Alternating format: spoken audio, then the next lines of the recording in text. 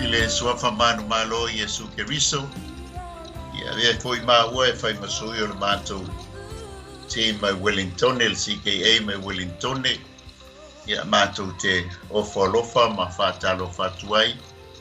Pai ia maulunga o Samoa.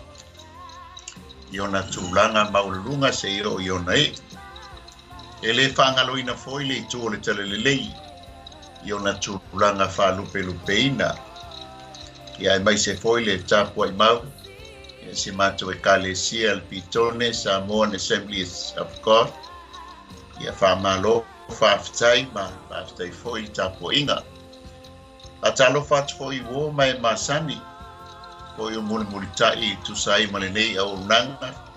Ia mi ia le atua o tātou toi whiloi fia po nei e fiaf. Ia mai se foi nisi o au nanga ese.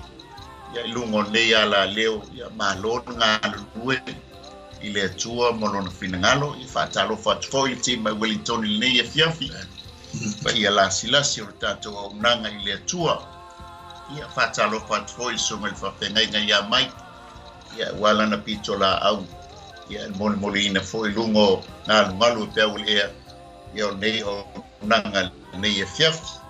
Ia o mafia lava e whatalo whatu suafa manu malo Yesu Keriso. Le li o leola, malo so i fua, malo langi mama mi ia le li. Ia whatalo whatu foi lau sunga le li au awa vai unga. Ia uta mafuta foi nei e fiaf. Ia le atua, amen. Ia le li tai ia ile tu mo le neva no mata mo fia tanto pero e foi na o mai foi ona fatu lima le foi o seu tanto tru mai da to foi mo neva no ia le tu taro fatu foi lo sunga ile fa ia onga e foi sunga foi la ne fiafi sunga le aleluia solo sin cabeza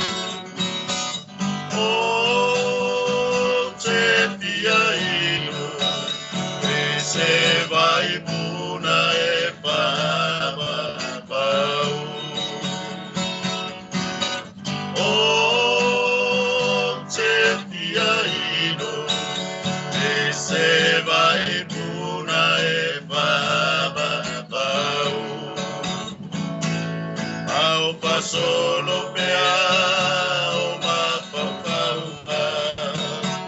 ai o palomo e se si o popoma malo sia ele ocho e mama o se vai e puna o ina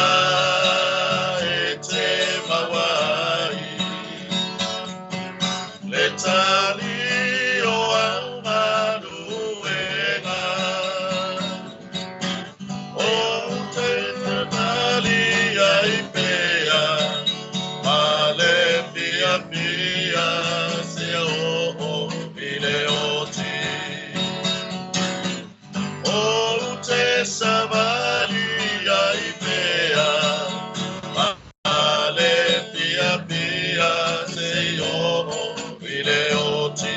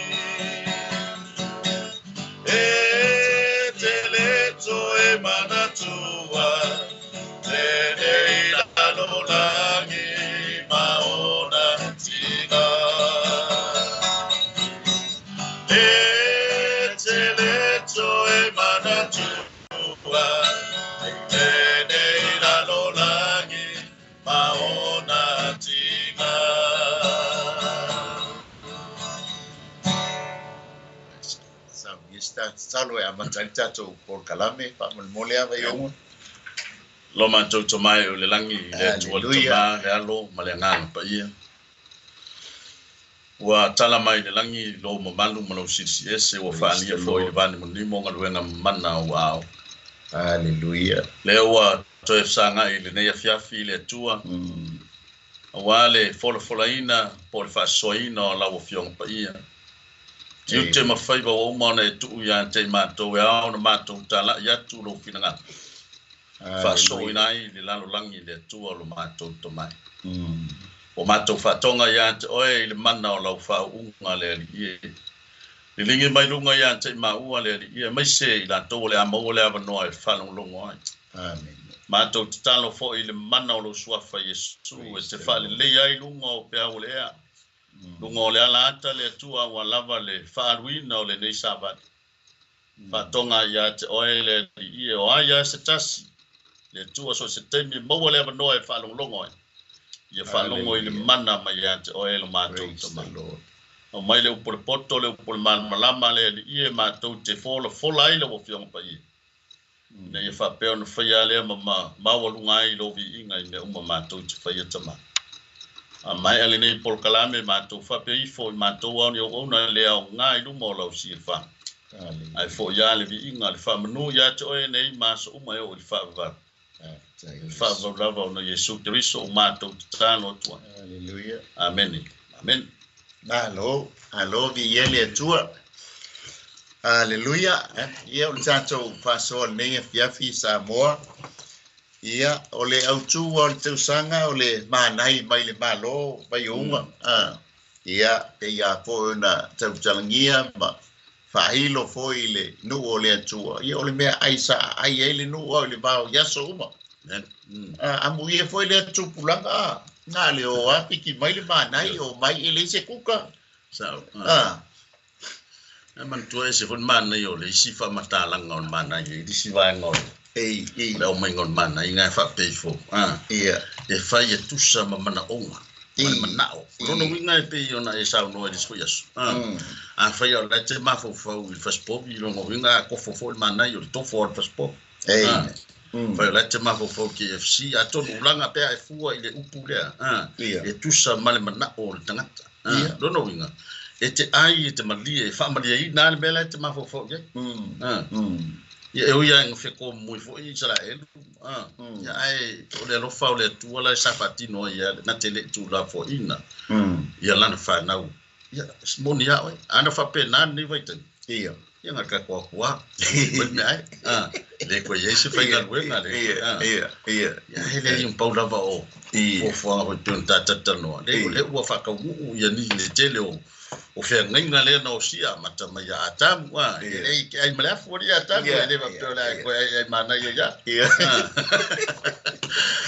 ia leli ia pi whape nā po ili tātou whasoa nei e piafi winga ili fea ngainga ma Aperaamo e whai e tusa male mana o le sosia foi o le fea ngainga o mamae ia mai se foi ili fea ngainga ma Aperaamo e se foi whamonianga ale atatou whasoa nea piapi ma tātou tala noa ai.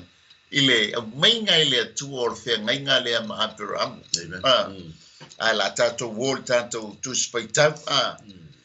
O le tātou tuspaitau e tusi e torua tātou tusi. Le alawar tusi e tas ia tātou tuspaitau wina.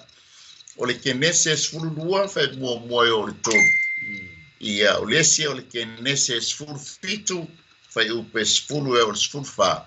ia o le se o le Kenese lufu lua fe mo o le Spoonman Band ai o le o tua I baeng o le Feagaiga ia ma tatou o tua tu spaitau ela tatou faitau na o le lua le fe mo o le tolu le Kenese fa mo le mole a bai onga se fongaina lu pole tua nei fiaf ia le au faitauina le fio pa ia tatou ri ua fetale mai ova ia Aperaamo ia tu ua oe o lo no matangata o lo no male ainga o lo tama ai alu atu I se nu o te whaasino atu ai ia te oe o te whaia oe manu tele o te wha manuia fo ia te oe o te matua wha mamanuina lo ingoa e manuia fo oe o te wha manuia atu fo o te wha manuia atu ia te ilantou o e wha manuia ia te oe o te wha malai atu fo ia te ilantou o e fetu ia te oe e manuia fo ia te oe o ainga uma o le lalang ia wha manuia mai le tua ele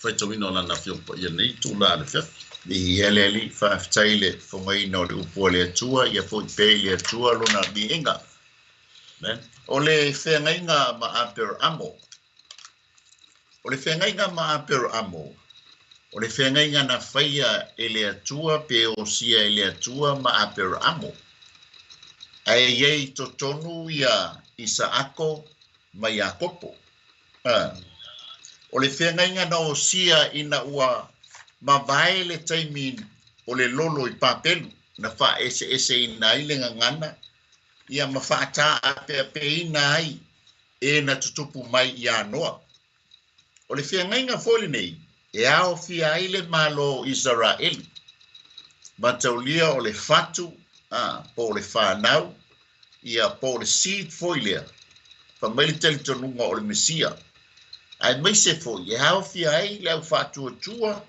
o e talitonu I le atua molona finangalo amen o le tasi nei o Feagaiga vai o ngai I silio na ato I Feagaiga tuai o whamanianga te tele foi la I Feagaiga nei Aperaamo I lua fetu pupulo o whamanianga e mua o le whato o teleina o le whanau ma le whaalau teleina o le lau ele ia po o manuia o le ele te o vaenga te tele ia po tu te tele ia o le Feagaiga le ma Aperaamo I le sila ma le maitau ma le vava ai I Feagaiga ua tuana e pesa I ona fesootaʻiga sa amataina le tagata I le mea tau o le nofo vava ia ona iai tuutuuga ma iaiga sa tuu le tagata ai o tuutuuga la ia ma iaiga e peiga ateka I lo pega o supaia le tiapolo le lana I ua ina paʻū le tagata o le Feagaiga ona tatou vava I atu ai lea ua togi sala le atua I le tagata o le Feagaiga ma le ngata ma le tiapolo ai whawhetai I le atua na ia toe tapenaina ai I le whaolataga ina ia manuia le tagata o le Feagaiga lea ua paʻū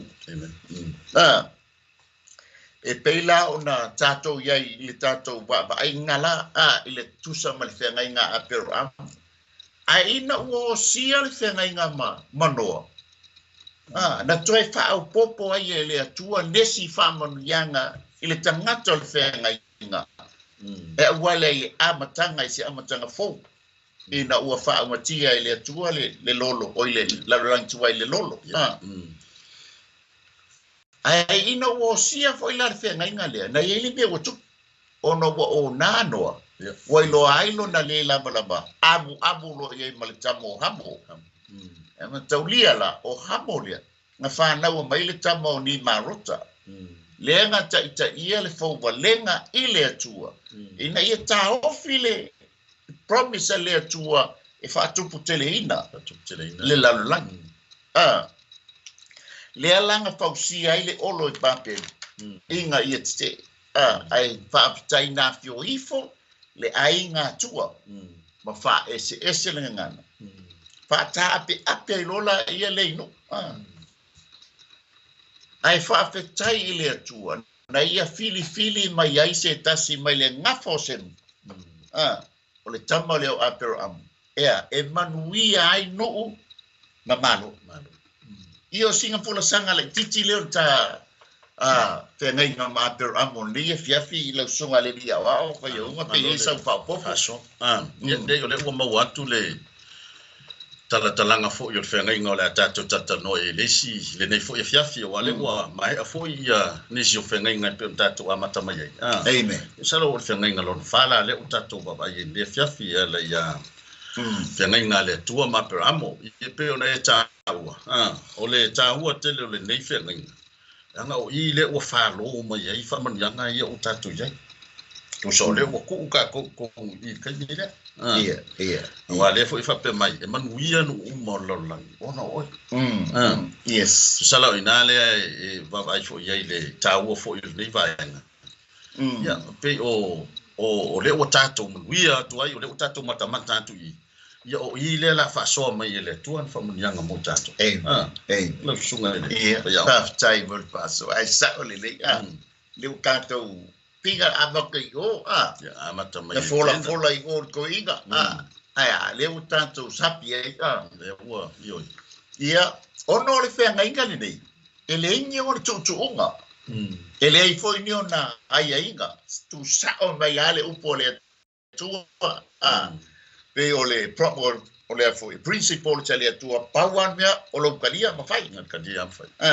E ke le fai e stato fono pe fai en katu manat pawa o le tato talia ia fa fio fa punia o na po foi e po le amatanga foi le mea tau o le dispensation of promises tu sa o fa atoanga o tausanga po taimi a tofa o le atua I mea nei o folfolanga ai amata mai to ina o Aperaamo. Ai matau lia po. O le toi ina le o sei. E ese o tanga tonu ese sa wai. O huro I taltaia, kantaia sa wai. O up le la tau le vanga mo mua. Wai tonu wa vanga tele o le whengai ngā pe fon tātou iai mo mua. O upu po folfolanga o le whengai ngā. Ia o le toto o le whengai ngā o the blood of the covenant. Ia male whamau whailonga. Before na mātala no ai male. O tene, ia le whaftai o le ku mau wale ngua sa iano. Anga o se ngua se malo. Ia o fiu e sua ngua. Ia ale tu mau onoa. O momi o principal le lea tua. E le whaia se mea. O le... O upu la po folfolanga o le whengainga nei Aperaamo. Ia peila na elitus paitau. O le Kenese le sfululua. Whai mua o le tonu.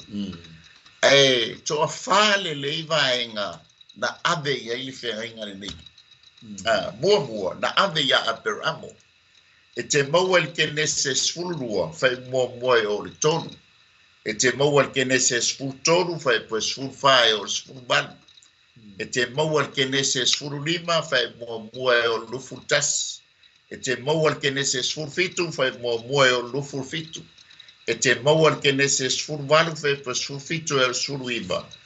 O le Kenese lufurtasi whai po e sfuru male lua. Ma le Kenese lufurulua whai mua o sfuru male vali. O ngai te maua ai ia folanga na ave ia Aperaamo. O maile le tangata lona lua e sua whaia Isaako. E te maua le Kenese lufu whawha I upe ono sfuru. E te maua le Kenese lufu ono whai mua e o le lima. Ma le whai upe lua sfuru ma le wha. O lona tolu o Iakopo. E te maua le Kenese lufu fitu whai upe lufu valu e o lufu wiba. E te maua le Kenese lufu valu whai mua e o le wha. To si leo la whai tau sfuru tolu e o lufu lua. O le Kenese tolu lua whai pa sfuru ma le lua ma le whai upe lufu valu. O le Kenese lufu lima whai pa sfuru e o sfuru ma le lua. Ma le Kenese whasfuru valu whai upe tolu e o le wha. E te mau ai upo le folfolanga po le promise. Ai ave ia Iakopo. O na tātou o mai lole le nu o Israel. E te mau al teutono no me fitu whai upe ono e o sfuru ono. E te mau al momono whai ngā tupu e sfuru ono whai upe suma lima e o lufu lua. E te mau al salamu le lima whai upe valu e o sfuru lima. O le mika e fitu whai upe lua sfuru. O le soto e tolu whai upe suma lima.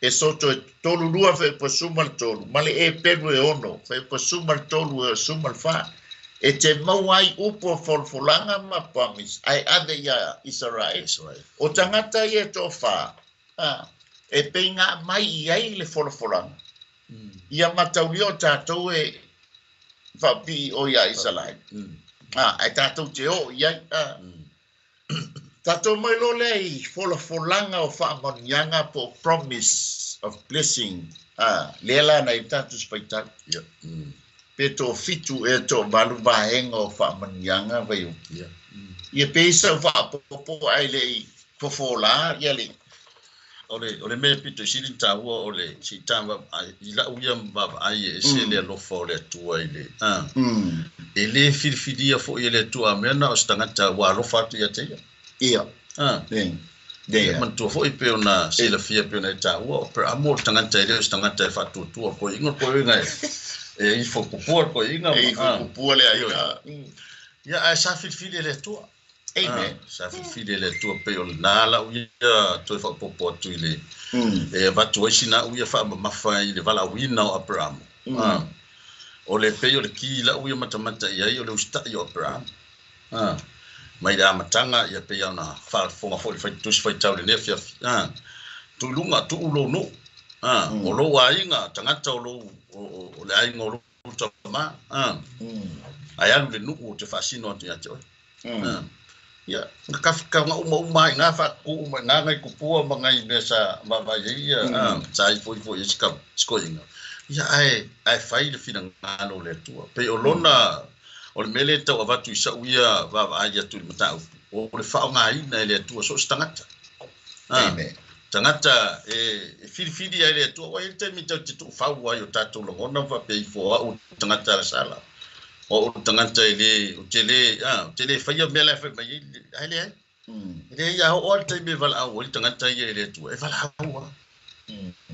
tu mena e sa o fa fina ngalo le tua so to e po tu na o le ya o dia la sunga le ta pu nefia fa fta ya vol paso ai sa o le lango le ainga le o le tala e te mau inga le Kenese fultas fai up mole mulia o le a matamaila fai tau le lufu ono e tau lano mataulia la o le ainga ia o le to inga fo ya le la ya al to ino tara ia e senga me fai o ile ngu ai ko fo i me ko inga e fo i mai ya ko i fo elang pu le a wa le tala anga o le menga tu ngo folole o Aperaamo ma ba ai tu pu ai an ko inga pe ngal se fo ngo le ngo pe sa lole ma le fo o sa lole o fo i mai ia tara mai le ai ile mai le fo sa lole vai ko tara vai sole wa ma kwale anga o ma tu pu ia ko al ku pu tas I kalo matara mai lole ta pela mo fa le le ia ke o vai tu pu o ai no salva vale anga tu pu mai lole o Aperaamo oi se fesili ngai foi le lile po ai mo fa ia tu pu se fesili foi le lile wa kasi tu pu kasi de ko fa mai lole matara o ia fesili le se le o le fa tala mai fa mai lo Aperaamo oi ia ngala ke lo le se le ra asanga kai po la le beli mai lo Aperaamo Teo ia le tangata na faia le sio manga malalangi be o ingale nga mai ia le tua le mapau pau ma le loto lo wa ia Aperaamo ilanga tali nga fai ilong tama e ia le tangata na ia faia fetu o le langi na ia faia le la na ia faia le masina na ia faia oe le la wa fisi me ia le faia le a tato wi fo pai fo ngi Kele a mau tupu i tongo ai. Ai a via foi al Feagaiga ma Aperaamo. Ai se tupu o e ifo ia. Ma ngai ai o le tala lai a mai le isaia. Pia le isaia e fa lua pe pato lua. Pe patas. Ngai fa mai o fesi fia e lea ainga, ma lea ainga fai tupua. O nga si ile ainga, si ile ainga. ai le ai maseleo masinganga na itali mai ai favenga umala le leo tu le alanga maua mai ai le tua le loto la ya Aperaamo piki mai fa pena foi na pe o la tala no ali fia ele fa pe o tangata yo tonu sa wai le le na sau le tangata salamo ina ia fa o le tangata anga sala ina ia salamo o e mau o tangata anga sala ai mo salamo e te tali ai su ke riso e fai mali in faul ai o komeki o le ola e fa le lai fa nga vai la tamali o le vaenga mo folanga fa monianga e te mo fai upo e lua mo Aperaamo o te fa manuia ia te oe o principal ia le atua po le tala le atua e le mawhai e sesi ona suia abesea langa fo o whiangainga le o whiangainga e le aini ona tuunga maniai aina pau ala mea Aperaamo o leo o whaamanuia atu i atu oe o te whaamanuia i atu oe a te talai mea le atua i atu te manuia e manuia ai e halan ka ko le manuia la fo le fala bela bele li le fio so pa ye pe o te leonga e le leon e so e se singa te aina se tu lo langa talna tu spa ia amen e fala bela be langa tal ma ka li foi o ya Aperaamo ma na kuri makai ele le upoi ale atua ya Aperaamo ma eva o ya min a tamu ma eva o le aso ke ai e te otia kuri lola le e se liliana o le vaenga lona lua e te maua i se i le vaenga o le fai upoi tonu mo isi le fa mai o te whaamanuia atu ia te i lātou o e whaamanuia ia te oe. A whai lau isi, i mawai ka ua, mawai lau whanongolongo. I wa so sesi ai whaamanuia ia Aperaamo, wa foi ta ua tanga tu whatotua. Wai ta maura whatotua, Aperaamo. Hei, ngai e whakoi ngai whaifia oi kapa, e pakasa. Wai ta maura whatotua, e leo mose. Era bos. Aperaamo. Wai na tari papa. Fa mai lo lis. O ye pusala ka papa e ka papa nga. O le maenga lo na lua. Fa mai o te faia o e manu e tele. Le wa ave ia ile folanga. Ale la o ese molona aina. Ai nga o ia masara. Muni mai ile markama le olota. Lona fa fai mai o te fa mamanuina lo wingoa o le suafa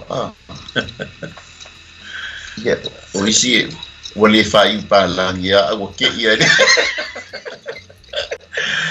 pizza pa pupu ese le bana ai mata le ya o Aperaamo o tupuanga leo Israel.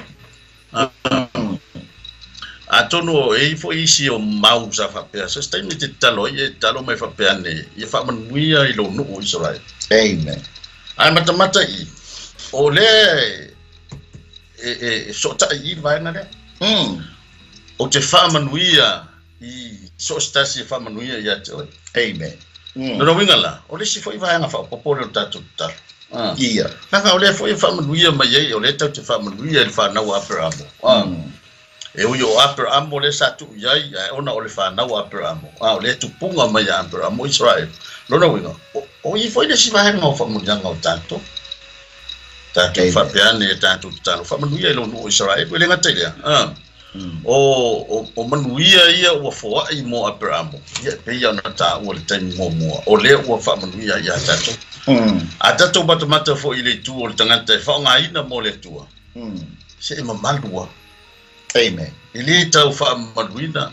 Aisea, o le tangata so tangata e vala wina ele tua e la ngona la safari la ngona la tautala e o a isi le loto tangata o le tangata o vala wina ele tua aisa langa ele se vala wina tangata ele vala wina sesi vala wina sesi na vala au ele tua le atono ina le au mai tala ya Aperaamo o te fa malu ina fo ilo ya o fea ya le wa o matu le sia nga tupulanga o mai le sia nga tupulanga o le ai tu mau wale mamadu tan no lo ya Aperaamo le ngata o yo le tamao le fatu tu pe na ta wale na awa ina mai tato ya me se foi ya o wala o fa mani ya o tato ai tato sa o foi le nei by time te le o fa mani ya onda e ma fu mai te usta yo Aperaamo teto e lo le no mai le si foi pito tatu Samoa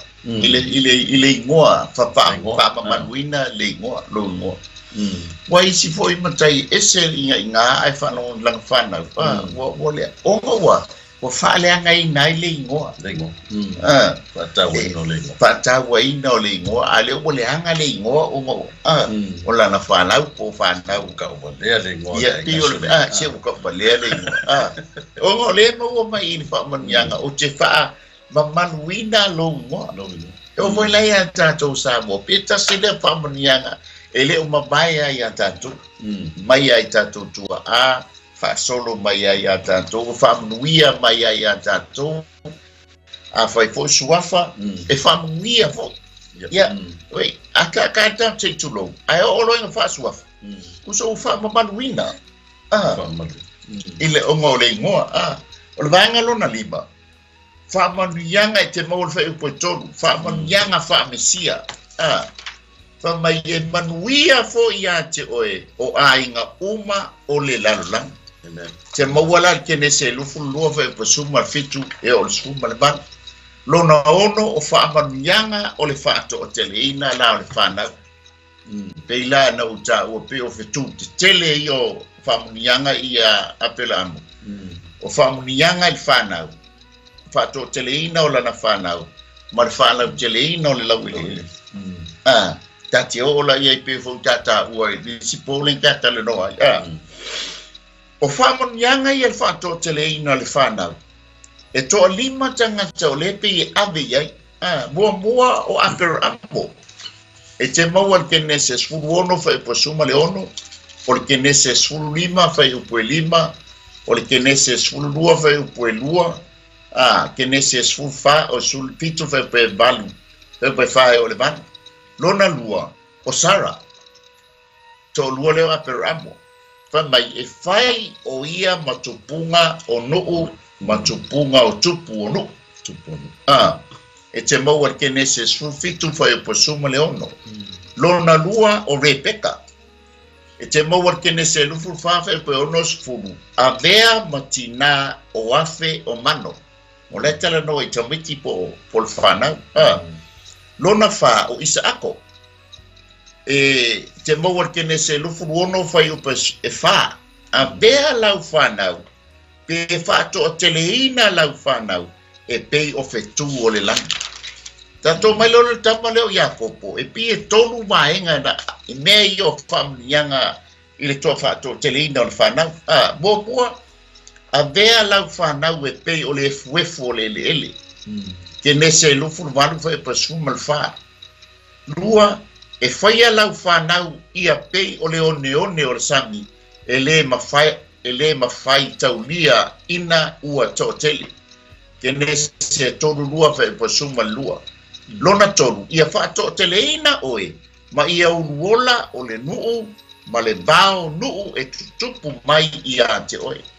te mau al Kenese tonu lima fa e pasuma tas o le lona ono o tangata le la bea i fa manuianga ia o Iosefa e te mau al Kenese fa balu fa e pe balu o te fa unuola oe ma o fa to teleina oe ma fa poto potonga o nuu lona fitu e ave ia e wharaima mamanase o le whanau lea i Josefa Kenese fa baru fe pasuma le ono ia fa to teleina i la ua i le larulangi Kenese whamaru whai posuma le iwa. E ave ia manase.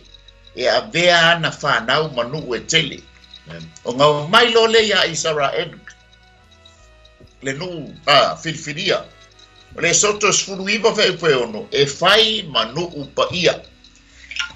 Lua, le vikito e lufu ono whai poe iwa. O te wha ulu o la ina. Ma wha to tele ina ona o lau whiangainga. Te utono me fetu whai po suma lua e suma wha.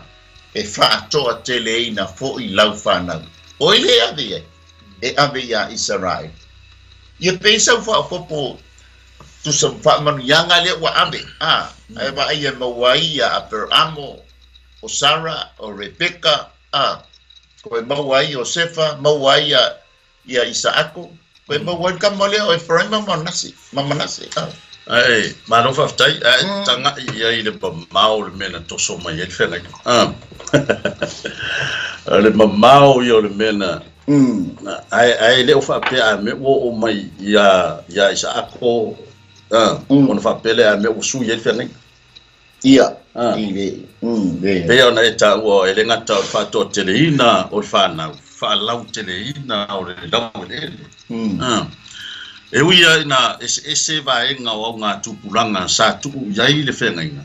Ai pifo ile o se wha manatua, o le whengainga le sa tuku ia Aperaamo.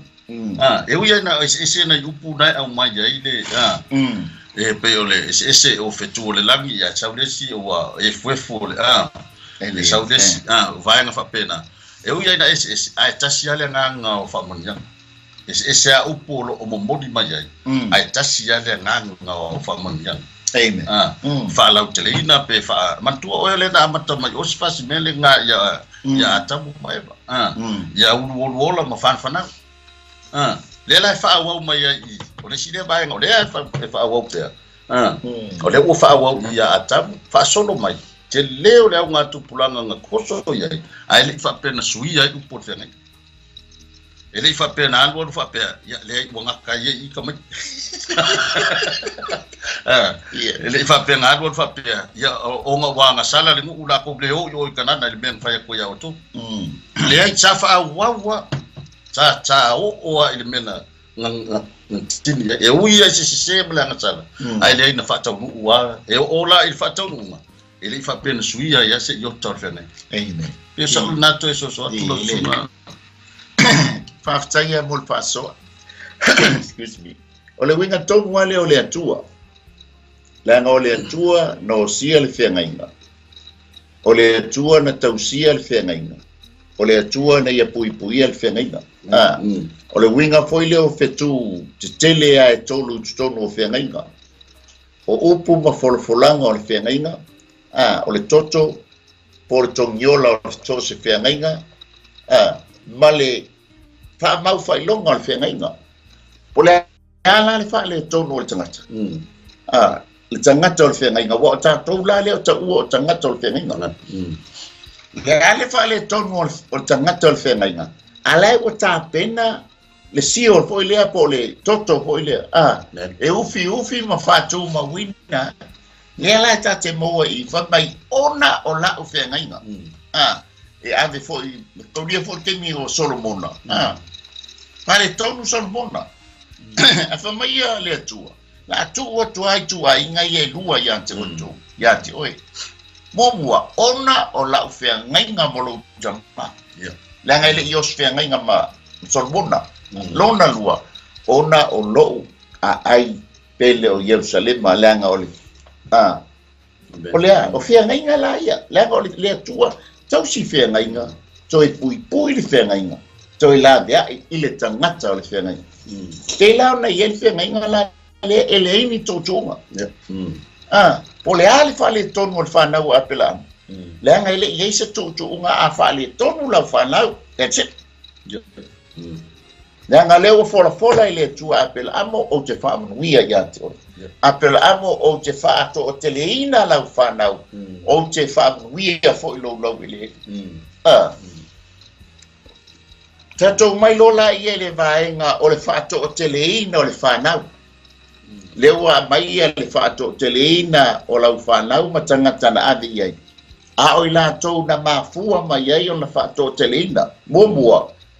O malo e ui mai ia Aperaamo ma akara. Mawai le tamo isa maili. Mawai le tele o malo a rapi. E te mawar Kenese lufu tasi fe pasu tolu marsu malban. Kenese lufu 5 fe pasu malua e o spun malban. Vai onga o logo fa manuia le tua ia Aperaamo. Le lai ma e uia inga ele isa o le ui mai ia akara. Ia alanga le fa mai le tama o je fa manu le tua ia Aperaamo. Inga ua o Amerika ma.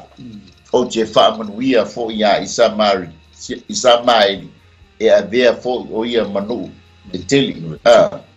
Lona lua o malo e ui mai ia Aperaamo masara. Le mawaia isa ako o lo ta ua tu spa ia malona tala fa solopito e malo leo Israel eskelu tol fitu fa e suma 5 o lufulban o malo e ui mai a Aperaamo makitura mawaisi malo fa arapi mawal Kenese e lufu 5 fa mo moe o le fa ma fe peono ma taulia la fa na le to ono nga maua mai a kitura. E iei nisi o telitonunga. O kitura, o lisiona ingoa o yo akara, o lisiona ingoa kitura. O lai alu le au na Aperaamo so e mele le avai Jacob, Isako. Al kem foi nga lo Isako i ai kopiko. E koi a maiki ia akara. E sa we longo sui le ingoa. Fa melitala. Tele ya princess o ya ngof ya tupu o ya akara o ngai lani le e luli pa se tulo ai la ai ngate ina le nga lenga ko ma fuka mai isa mai ya Isako o nga ko fo i mai ya akara lontina ai sa go sui le ngoa e ngola ya tikura e to ono la tama ka penga lo le o matutam ka penga ko inga ai avisa sa lu se pulu le nga senye ngele fe nga fa na ule Aperaamo le nga senye fe nga Aperaamo fa nga wa Aperaamo ma isala e ma fo mai fa nga ule kitura le la ve besi solo ya isa mai ale o senye fe nga le nga ika botrom ta sengila fanga ole ke ngainga fanga wa Aperaamo alela wa besi si pame lo sengil fanga nga muli fo ile ali sala enuma man fe ai le sengina ole fanga nga le ole fanga nga la fanga wa Aperaamo la ngai tau ko fo kamai o lona lima o lona fa ole no upa ia le kalesia e yai tangata fa tua ole tu bulanga filia le ala ye tato e fa to teleina la fana ale fili mai tato o tupulanga filia pe fontata o le si ta porkala e o e ku pikola o esi o tupulanga no fa lona lima o le e kalesia po le Israelu fa le nganga ale tua te mawar kalatia e ono fe pasulima e o suono o le Roma iva fe pe ono o le van ia po le no ese fa tua ma le Israelu talitonu ia Yesu o tu fa tasi le tino etas ia Yesu Roma sputasi e feso e lua fe pe suma lua kalatia e tonu fe pe lufu viva e peso e tolu fe mo o le iba le ala ia ta ua o le tangata tu no ese ua tau faile tua e tu fatasi le tino e tas ia Keriso e ese fainga tanga tu el tangata le tanga ke ko lua e ve matino e tas se iba ngao le fai pui ponga ua tino e tas o le tangata le no ese malisala e lu e ku ni mekas Lea la yai ta ua. Pa mi tai pe ona ta ua. Pai ya Aperaamo. Ale ho o mai na fa nyanga ya ta ua. Ona lea. e le ai se tu unga o Feagaiga. Ana whapea e ia se vai ngor Feagaiga i le i whapea na ta uai le lalolangi. No uma o le lalolangi. Antonu e whapea nei lava o la e o whatasi tātou man pongsa. Antonu ai ona i le taimia na o sia i le atua le Feagaiga ma Aperaamo. Sa mana tua ia ina i le atua. E iei tangata o lo fotua mai.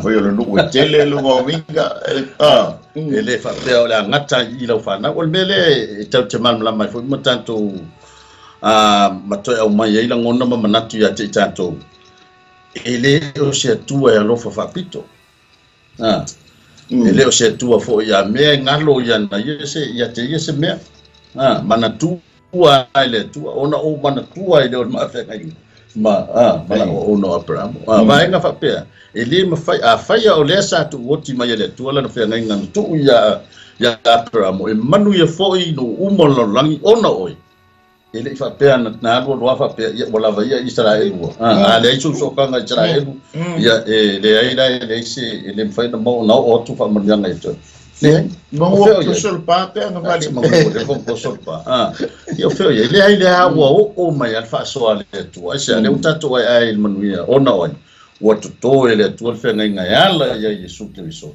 tala lo le tato amen ya la melo tu ya le fe me ale o atu isoro ia no esito ele fa atu ina mele fa talita va ia pata oi le ala wa pa tai mole paso le ala wa me ese le fa manyanga ile fa na le utato mala ni i tangata na adi ai whamanianga le whanau mai lātou na ui mai ai le mawai malo malo kato mai lola i ele whamanianga lona ono o whamanianga ole ele ua mua nga ave fo ia Aperaamo whamanianga lau ele te maua te tono me tolu lua whaepoe valu maleiva ia te olo e ol Feagaiga tuai tusia ngā luenga sufitu whaepoe lufu ono le langa ave pe ona yel tatu spaitau ya Aperaamo awa o le lau ele uma wa eilo atu nei o te fo ina atu mo oe malau whanau e whaamamau te maua ke me se surtoru vai po suma le wha e o suma le ban lona toru ua o fo ina mo lau whanau le nei lau ele e a fua i le vaitafe o ai kupito e o i le vaitafe tele o le vaitafe o Efrate lea Kenese sulima pe fito e lufutas e fika i le pamunianga lea o le lauele makaulia mata ni whawangua i le baalea makaulia o naila e lima o na ala vai tafe mai lole maua lalo samate o ilai sami ula tafe mai lole maua sami ula maua mai lole o isi nu ula lalo ai mata il famanianga le o i fo ila lenga be vesi ngile ya isala elu ma lo ia lela e klei be na baanga isala elu famanianga le lenga avia Aperaamo le maua Kenese le sulima fe fito e lufu viva o loula ele mafua e afua mai o le vaitafe o ai kupito e o le vaitafe o Efrate le kaka ngol poles pala i lamati ai mata la le ka ki le lauele le alla se kili ai singa mai ai le na singa mai baenga la moange ele e fanaula ai akop o le lau tele o leo feo soi mai ai si whanau lea Aperaamo ai whai la lau tala o ngal vai tafe lea le sami ulaula lea ngai kasi lea whamonianga o le ito tono o sami ulaula mo le mea mawai le pingsing lea foi la ua mawhai o mai taimi le ua mawhai le maa meri oso mai ai o le samteles oso mai lole i vai i le ngaila sa wa saula lo sabi ula e mai ai o loila lenga po sfuruiva e po le sfuru lenga poloka ile si ala ba wala kuale le ba o lo so ale ia loka ilo o fa yang ala le claim ngai isala ya man bio le le la pe o le sinai pe sulo sinai le foi la nga wa mako wola le o ia kupito e fai la lautala o le makala ngoanga male tua kaya ai kupito e minika mai va mai ia this is so len le samila le sami ulo fa e le o se ko ele maua fua ele maua o ko o se military po le ba lo sir ko military nga le nga maua le inge nga maua o negotiation na malo nga le nga maua o to ai e fa vega lo ko I can read o fa mang yanga la le ya fua mai le mai tafe o kupito se yo o le mai tafe reference na e mata le ke leo fa manyanga longa fa o te fo ai fo ia te oe mau whanau pe ama mai atu oe o le nuu o lo o e au mauai o le nuu umalama lea o kanana e fai mai e fai mo la tou e whaamavau e fai fo iau mo la tou atua e lo le leia e samaeli e le atua o Isako nga o le whanau ala Isako la nga e fai ova mo la tou atua e mau le whamnianga me foi ngā linga ve vesi te mire yo lai lo le leia ele yai la tou whamnianga ia lau ele o nga la nga e se le atua a fa pe sa o la tou la ko ke mo foi whamnianga kako mai lo le mo Isako e te mo al Kenese lufu ono fa pe lufu fa oi fa pe lu e fa whamnianga o le lau ele a wa o te fo yatu ya te oe mau whanau ia no umalama o te whātau wina foi le tautonga na o tautoai ia Aperaamo Lautama. Tau mai lole ia kopo e tolu ona vaenga o le whanua e te ta oto ai o te amatu ai ia te oe mo au whana ke maua Kenese lufu valu su tolu su lima Kenese tolu ono fa pa suma lua suma tase o suma lua o le lau ele na o fo ina atu ia Aperaamo ma Isako o te foa i atu ia te oe o lau whanau foi pe ama mai atu oe o te foa i atu le lau ele Kenese fa valu fa pa tolu ma le fa o te abatu foi le nei nuu i lau whanau pe ama mai atu oe e fai mo la tou e whaama mai. I pi outstanding man kama leo Jakopo. Pi kele a whaama mianga pi tonu wa vaenga aven kama leo. Le whaangau mai e isalai.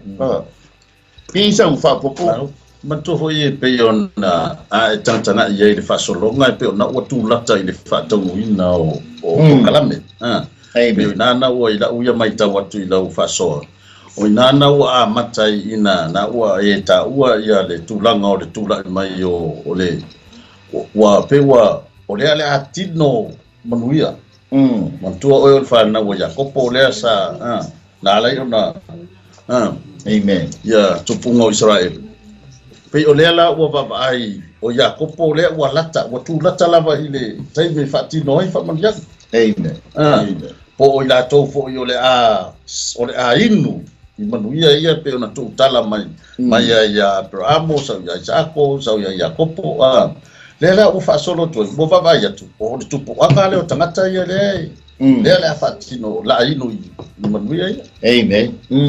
Ni ele e sa le lia lona fito fa monianga fa mai le tua o te whamanuia ia te oe Aperaamo e te manu malo yo fili. Le kaimile ia Aperaamo le whanganu ave le taua. Inga ua saua wa ave lota malengu. Alula ia le manu malo mai. Awa famalitala, o le tangata le iono po ia, pe e tasi leo milionea iono po ia. O tangata leo Aperaamo, e fai fo iona pale rent. Sa, no fo i tangata, e o le teimi fo i le nga oso i so tomo makomoro. Wa famenga pale angai ina uma.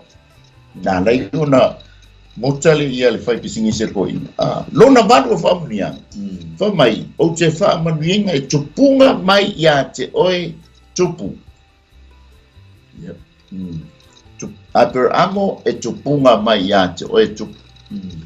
Le alai o mai ia e taimin nei. Ona ia, e le aise tutuunga, e le aise aia inga, o le whaamanianga le atua, na ave ia Aperaamo.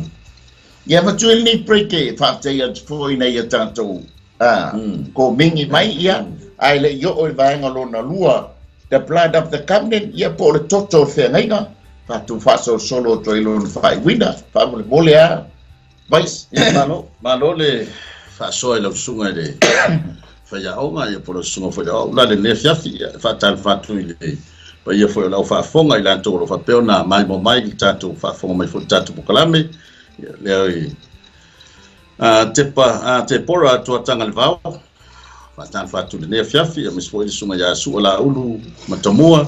Ia Samuel Tavao, i rene lene sopoanga, ia o Mr. T. Kirifi, sope o peta taulanga, ngalo ma se misi se peti, ia o afu tonu mai vao, o Kirifi Vasenga, o Iva Faranisi, ia o Leone Tapuvai, malo whaftaitele le whafonga mai tantu maftanga, to tele lava ila to o lo fa pe ona peka taala o Kenese purchase pen do pen and no to lolo Savili Roberts Neve Pichet Noah ya Colin Forbes Kathleen fa malo fa tai malo la fa fonga mai ne fa fia wa ve fo fa manyanga ole ne fo ya nanga malo fa tai ya le na singa o mea fo i le share ia share tato pokalame ina ia au le fiong ia le tua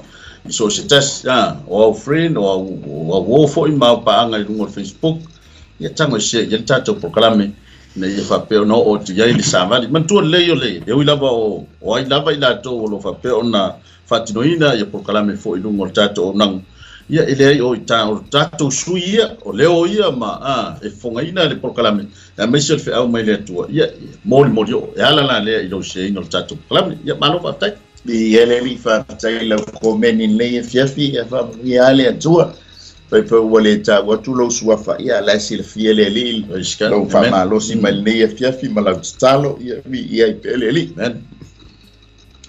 engalo ele tinao na fasusu la tapa au le tua le foi ona ngalo le tangata o le whengainga amen ona leo tato wosi whengainga maleli o le ola o Yesu Keriso o tato la o tangata o le whengainga o le aro tato whale tonu wan se ki talia Yesu Keriso e whai mali ima whao o le nawa avea o e matangata o le whengainga tate moa whaamanianga e pei o na iei le tātou awhiapi.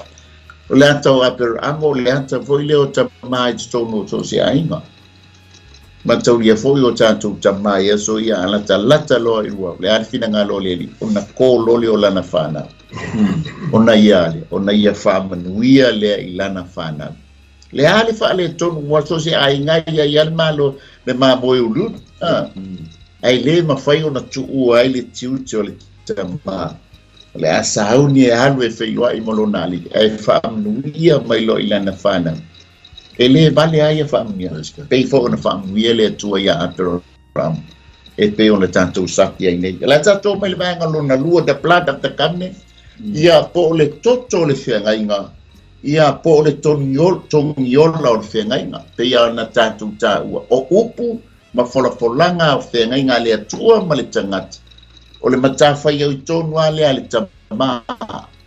Iova au o lana matawhai au i lea na te amaia upu whamanianga o so se whengainga. Le mafuanga fo i lea e tu maua ia na whaamanianga leanga o ia ia na upu o ia ia na whaamanianga. Tato mai lola ia le toto o le whengainga po le tongiola o le whengainga o le matafa i o ile ale alo o Yesu Keriso. Leanga o lona toto e mama ngalo ai le tangata ngasa. Whapenga fo ila le whengainga. O le sikiua o le whengainga o na o le toto o Yesu Keriso ua pui ai upu o le whengainga alona tama. O le toto la le whengainga e te maua le Kenese sfuru ma le wha whai upa su ma le vanu. E te maua fo le Kenese sfuru lima whai upa fitu e o le whai upa su ma le fitu. Ia ma le Kenese le lus furu ma lua. Lau sunga le lia e pi e tolu waenga o le toto le whengainga le ma Aperaamo. O no se whengainga te le lea. Yeah. That's right. Ele ngata ina tele whaamanianga el to tele o le whanau, whaamanianga ele. Ale foi la o mai I taimi o le toto o le whengainga, e pi e tolu waenga. Mua, o le areto ma le waina. O le whaamanianga le, te mau le Kenese whawhai pa suma le mani. Ina ua fo'i mai I a Aperaamo le taua. O ngā la whailoa I lo le ma le tangata le o mesi sa te. Whamai o na avele mesi sa teko o le areto ma le waina ia Aperaamo. O na osi ai leo le la whengainga. O le ata leo le lau o le whaamanatunga o lo tātou whaamanatu nei I tonu o ke tātou e kālesia po sāminga. O le ata o le lau o le whaamanatunga a o meki sa teko o le tupo Salema wa ave e ia a reto mawaina o le faita ulanga foi o ia a le tua sili esi. Tau lio le tangata le iso na tupu. E te I whaatusa ia Yesu Keriso o ia o le osi taulanga sili. Te mau foi le mātai o le te mau al mātai o lufuru ono fai po lufuru valu le teimi o le whaamnatu. O le vaenga mua la lea o le toto o le whengainga. O le au mai ai lea, le areto ma le waina. Amen. O le vaenga lona lua, o le taulanga I manu. Kenese sfulu ma le lima, whai upe fitu e o le suma le fitu. Lenga whai lea tua I a Aperaamo. Alo e mai se povi whawhine. E tolu o na tausanga. Se mamo e poa o tolu o na tausanga. O le oti whawhine ua tolu o na tausanga. O le manutangi ma le lupe. O na isi lua lea se I tulou. O le povi whawhine ma le mamo e poa ma le oti whine. O na whaatatia lola I ele. Le fwoi tatala noa I. O na whaakankali lole o to ina. Po ai wa o le whengainga lea. E tatau o na ui sesi le valea. Le valea o mei e ta isilua. Le langa fa mai le tala le mau al Kenese le sulima pe pitu e o le pe sumar fitu a moso te mi tango fa tawai o I langa o si so e mau ai le si whengainga le o singol pa tu mawina o whengainga tu mawina o whengainga le fo ina fa manuia I ai le tua ia Aperaamo ina wosi le whengainga lea I me tau man Vaenga lona muli o le osi ngā whengainga ia Isako. Te mowai o Kenese lufu lua tala atole. O le pamatalanga, o le mauwa Israel, o le tolsfur malafitu tausanga o Isako. Nei umai ai lana o ngā whaos taulanga, pa perfecta e pego non tama. Oi umai ai lana o. Au se lau tolsfur fitu leo tausanga o. Lontama Aperaamo. O le taimi la le pofia inga wai umai tamo wai wan manuia lana o. Ai fitalai lole atua ia Aperaamo. Tula ilunga I avelo wa tali e to tasio Aperaamo o yo Isako le wapele ia te oi. Ma e alu le moria e osi mai le taulanga ia te ulo wa tali. Fa mai le tala I le ai ma se tali a Aperaamo. E ui lava inga o ongar mele o mai.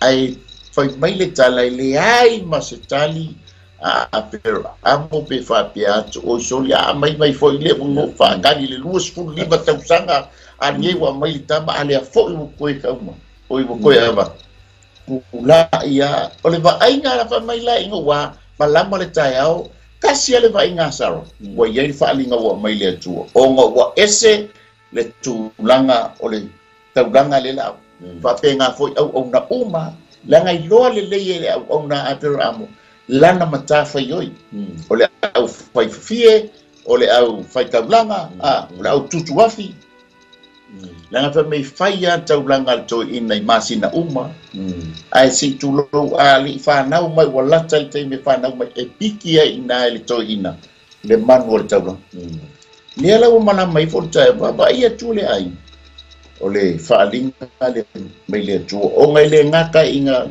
ngaki awa ese na mele utula ina piki lole ngale awa mofi male au tutuafi ai le ai si au fasima ngai no lole ai ese la le taula make lo sara ola na tamala ole a fai na taula ona tatalo le ile atua ia au matasi le loto isaako malona tama maia marifina ngalo le tu on the way if my lole staulanga mu ale ko ai umai auto for fear maliaf ofese ma mo yo si ele tago to me ya te mo le atali a fai mai le ka ke lole le ya mela o se makua fesili fa o tia le loto ai le ai fo se talia Aperaamo fa pia a mei pea pau wale talia Aperaamo saunia ele atua le tamai moe mana tamai ma moe mana e osi el taula nga olo le ora kamale o isa ako ma isa mai li pa mai le tan e fai makawe misa le ora tala le isa ako ya isa mai wai lo le ya isa mai e ifo kupua isa mai inganga kau fa ku sala mononka mai kai me fa lo be kai me fa siang ai oso ai ifo kupua e misa lo fa pe lo isa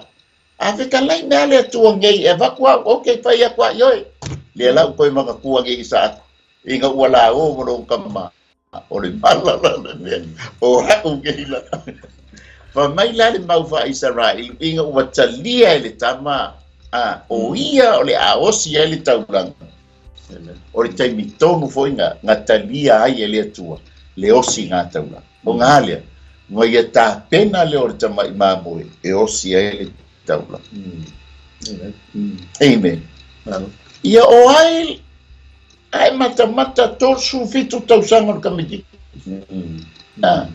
o ka ika nge se lau tor fitu tausanga de ai maseleo isako ngale wako ka kia i lungo fata sai e lunta male ai ama se deu kuku male afio le asilo ai fako afita lai mai ai manatu ia ile loto isa ngau sika ile le isa akol upolo tama ai sidi ai au tu atu ole fina ngalo leo papena fu tatu fana ole tatalo leo matua so se pana ina ia manuia ma ia tai ia la ole tua ia o le tama tusa ma ona ala ao ina matua ele ma faina toi alo esia alo fa ia pe so ani tu sai martatu fa so le ia tai ma lo fa so le suma o le o mai lo ma fo le ta o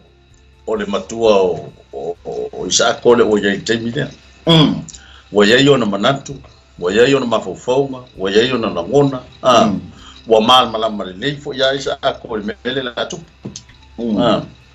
o ye fo yo na ngona to fefe ia fa yo le o la ngona isa ko ele ya la se silo no o la le la fo ye to la yo na e ta no fo ivaenga lona winga e tafo yo na a fua lava ile au titilo le la riot wata fo ila na ye ni ona ye la ngona e tau na mata u ba fefe fo ile mele la tu ia pe fa pe atu a te pule ka wase le fa mole ele fa pe ana ia se tala o mori mau mai tu spa ia me sa te e nai e sa akor fina ngalo lon toma a e matamanta la pe ia ona avatu foi sa uia mau fa lango foi la sunga male tatu mtaupu o le ki a toa o le la uia baba ia yo stai sau ya Aperaamo ele tali Aperaamo da matanga maya ku me umanga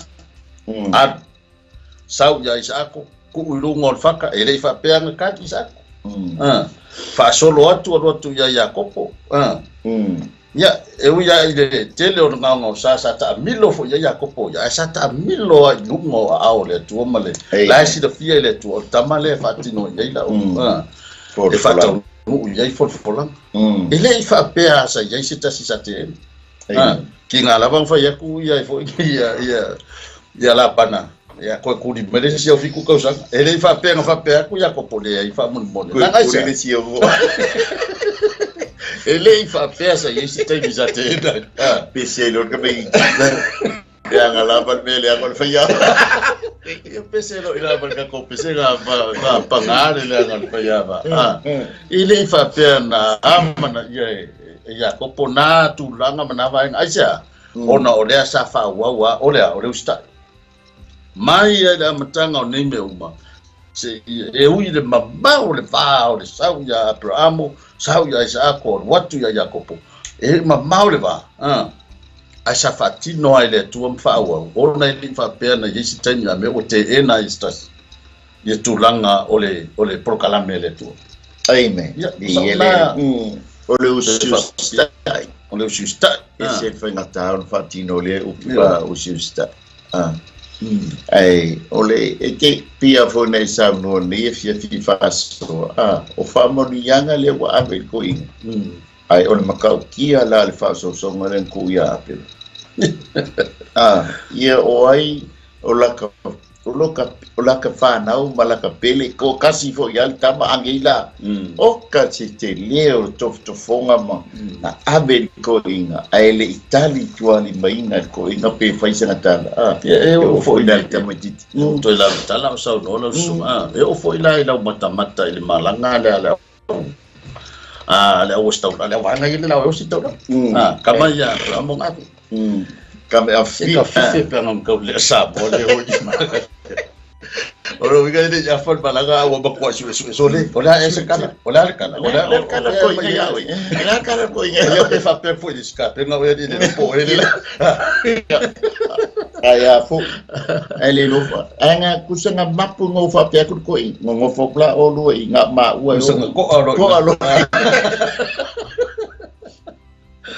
mal tato mai lo le vanga buli ole fa mau fa ilonga ole fengainga ole vainga tonu alia ale ngampa ia pe ya fon tantu talanoa ale ai se si ole pepale ke lo senge malabanga be kai mo fa pupo kingala ngai mimika le ai ale ai se si ale malo fa pe mai ulale ole ala wo ofiso le lo fa pupo awa anga fa pe ke anga ha fo ska maliang o ke le ade o malo mo so es tu bago ai fa fi za pe o si liga le awal si e ke mo wala le fa mo fa ilonga ile Kenese fulfitu fa u pesfulu e o sumel fa ole fa mo fa ilonga o te ngai nga Aperaamo o le peritome e yei upu e whaamatala i le upu peritome e ka ua le Prince Miller a wha numera ina le upu lea e maua ai le numela e ono se laus fulurua e matau lia o tu la fono na mai a Kenese o le tolnome e ono se laus fulton e fika i fonga tasi le upu e ono se laus fulurua o ngai o le peritome e taua o le lalolangi ale atu peritome langa nga o Aperaamo o ia mina o atamu ma ma eva na fausia I o leoneo nga o atamu fausia il papa mo leoneo eva nga sai mai le tu le ala wo mai ne I ai ave le fa mau fai longa ya Aperaamo olea ole pertom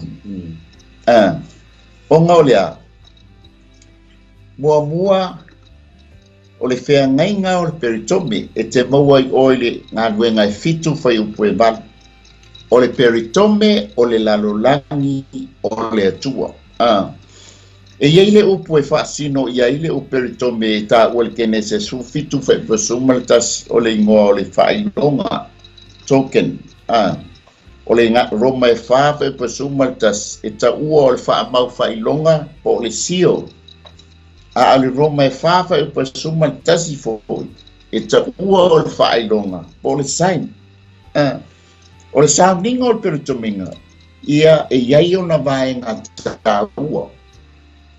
Whina o tāua le Kenese sufitu whai paiva sutasi o le peritomeina foi, pa ua o tau tino ua whaamanu aina le tangata, pa ua whaamanu malingi ina le toto. O le peritominga, e tatau o na iloa le ingo le tama, e le whaia le peritominga.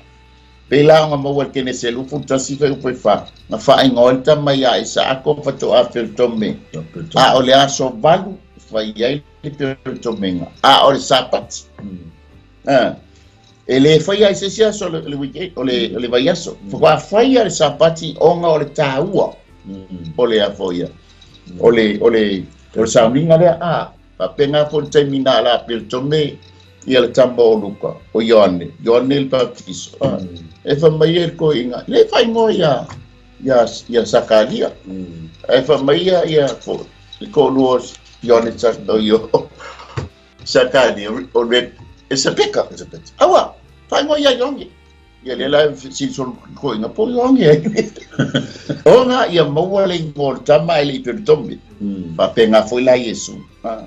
Fa ingo Yesu ina ua foko afa pertome lola iele. Kuso le ata la le a mai ata to ole fa mau fa ilonga la le na ave ya Aperaamo.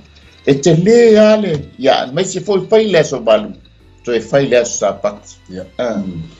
O te le yo le afo ya, ole afo. Ole fa mau fa ilonga iele a ya anga o tanto tai. Te le la fa muta mai ita to ko kala meni ya. Alela u fatau muina, ole wha mau wha ilonga, ole wha ngainga Aperaamo, ole peritomenga. Ono lea, ole wha pa iang, ole ato ole wha pa ia ina, ma le wha mama ina. Onga lea, ole lalolangi lea, ole atua. Amen. Fatau muina, ai lona finanganu. Ole toe whai tātou palapala, a ua ui mai I, onga lea, ole lea pa ia, ma tāua, tulanga le lumo le tu. Amen. Ia besau fa popo ia tono na o fo ele si o tato po kalame ia o le tua ia le tato te ona ia I lo sunga o le me se fa fonga le tato tunu ile fa pe ngalo le tua la na fe ngai ia ona tato tatala no mai da matanga o tato taupu se o mai lo fa wina Faftai le whenga lea ia Aperaamo o lea ua tuu iai e lea tuu ua I tātou tonu o le whenga. Ia tātou manatu ane alava ma tātou wha page 4. Sa tātou iai leo si ngā whenga ngā Aperaamo ma le tua. Langa ngai sa tā ua e le tua le whamtalanga sa whetala iai le tua e manuia no uma o le lalolangi. Ona o oi. Oi nā tonu ala le tātou manatu ane ai. Sa tato iai to tonu le au singa whenenga le. Amen. Pea tato tu atu lava I le loloto. E ui se whenenga ua leva. Whio iai le mau whaidonga, le wha mau whaidonga le ua o ta ua fo le ne whiafi. Le ua whio mai Yesu Keriso e. E vea ai ta ua matangata o le nuu o le tua. Tato ua talia Yesu e vea mali mwhao. Ua ta ua I tato o whanau o le tua. Sa ule so atu lo sunga o la le fiafi faftai le tua. Tanga a o le I fausia ia tatou ma. Ai o umona tu le tua tatou tono lo singa fene. Amen. Ia o sa ule so atu le ne fiafi. Bi ele tu. Le tanto fa tai fa so le fief. Le tanto ui mai fa manyanga fe ngai le ya Aperaamo. Le tanto ye stobu. Fa tau nuina la per to menga le au kerisiano. Le ta ua mai kolose lua ve sumal tasi o sumal to ia male Roma ono fa o sumal fa. O perito meina le pa o tanto loto. O le vavai eseina o le olanga fa alitino. O lai se olanga fa fowina. Sa vavali fa tasi makeriso i senatu reformers. La nganga fi ngau wai Paulo i ona teimi. Kai me foi ngau walu tala inga Paulo ave tamo Timoteo. Na fa perito meina Timoteo o ngai fa ingata e Paulo o na alu langa o le alu inu ese. Ia aiva ai mai lau iuteia langa o iuteia e ona le whiangainga. Ia ale o tanto sapia nei ona o Yesu Keriso. Ia ai le tu wahani nei a manoa. Batu pea le vala au ia fai tu foi se tala. A fai tele o ele yo sia se lua whiangainga mai Yesu Keriso. E te talia ai o ia fai mali i ma whaola. Longo winga i tele o iei tutongo o whaamanianga ia. Leanga o Yesu Keriso tātou te o ui iai. O na tātou wo o lea i tamā. So a tātou le talia Yesu Keriso e fai mali i ma whaola. Tātou te le mauala whaamanianga le whengainga. E le a vea foi oe matangata o le whengainga. Pea a fai ele o sia se lua whiangainga mai Yesu Keriso. Al fai ngō fie ia o le o singa al whiangainga mai Yesu Keriso. O le a maa fai ale te talo.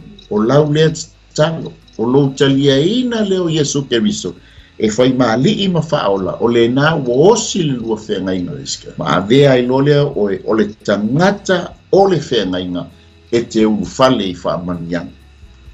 Lai fia mafia fia fai le talo. Au te mana o iante o te whate tai mai upo le leite talo.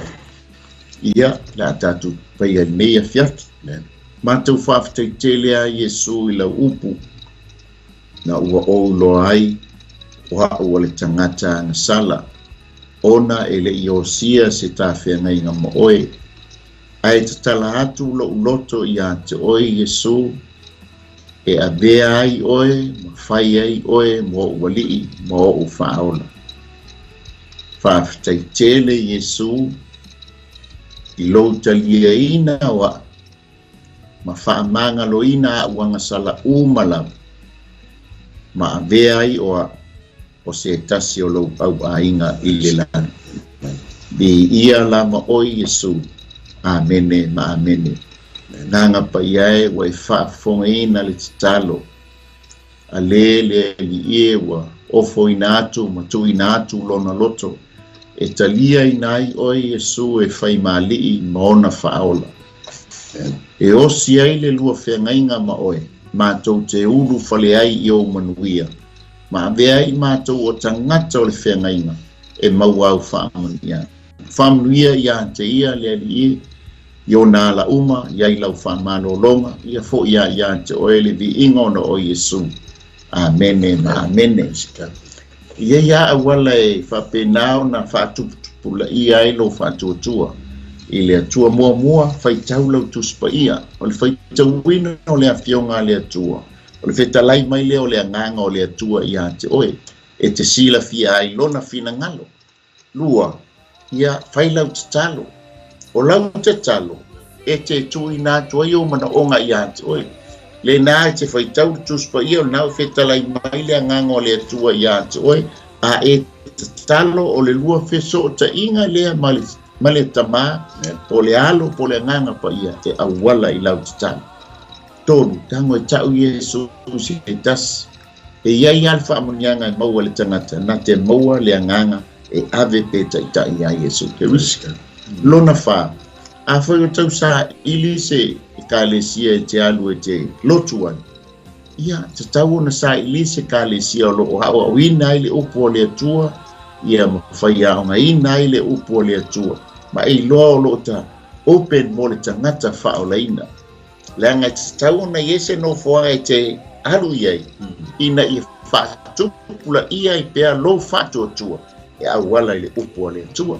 A ia whaamanuia tele ale atua ia te oe mai tātou uma le nei e fiafi. Ia ono suafo Iesu. Amen. A te lola pisa whaapopo pe toi wha tai atu poi le au komeni ia whaewina le o tātou mafutanga se talo nei e fiafi. Toi mori atu le nganga whaafutai ia te kanto umalawa sa whapeo na komeni mai tātou pokalami ia misi fo msirisila mamai moa. Ia mamoni mawina fo tātou pokalami le nei e fiafi. Ia pe mana ia le tamwhai pea na I lātou o lo maua mai tātou risi le nei e fiafi. Ia o le taupa u Evelina lenga moe aia. Ia patan fatu le nei e fiafi. Ia o Florence nanai. O waoita fono whaavai, o ane lolongo. Ia tau o Mele Genesis le te pangai alii. Ia Harry Ashu, Philip Fu Jong Frost. Istolo Waifale o Leo Isaiah. Ia Owen Yoasa. Ia o I o ngafa naila. Ia Ana Tetia, John Samoa, Lui Lolo, Lolo Ana. Ia o Rosie Famuina, Pito Fanua Junior. Ule ono kaisa, te rupi la ia feta matalasi. Tina Eseta, ia o Onge Simi, o Feiva Tamara Matamoa. Ia. O Pipilita, Papali Imanula. Ia o Vai Feliwai, Fasavalu. Ia Monti Feni Sio. Ia male so ia lo tusi lo lua yo lo fa pe na fa fonga mai le fiafi ia le tu ia tu malava ia le tu sama lo mon mawina tai tato por kalame le fiafi tai ia bi ele ali to muli atuale nga fa tai no la komeni ia malau share le fiafi ia fa ia tele ale atua lo tai mi fo tato pelo ia I tato mafuta fatas tu sai mande o nanga ia di ia ele Tau wina tātou te talo. Uman ngā rue ngā tangata, ngā paiai, tu ina tua I lau pule whanso soa, ngā lue ane, ngā lue ifo, ina ia wha, ngā lue ina pea lo whina ngalo, I losto no whina ngalo lau whanau. Tā pena ina pea I mātou o tangata o le whiangainga, ua lata lo toi a whio mai, lātou fo ina talia ina o Iesu ke riso e whai maali I mwhaola nei e fiafi. Ia tuli mau au pe la o fio e lo nganga la fa malo longa mau fa mianga fa mangalo fo so mato fa le tonu le ia ia fo ia te oile bi ingo no o Yesu amen amen ya fa mia oile le tu la songa mai wenga ia le ia le tuale langa fo nga bengo nei ba Yesu ia ona so fo Yesu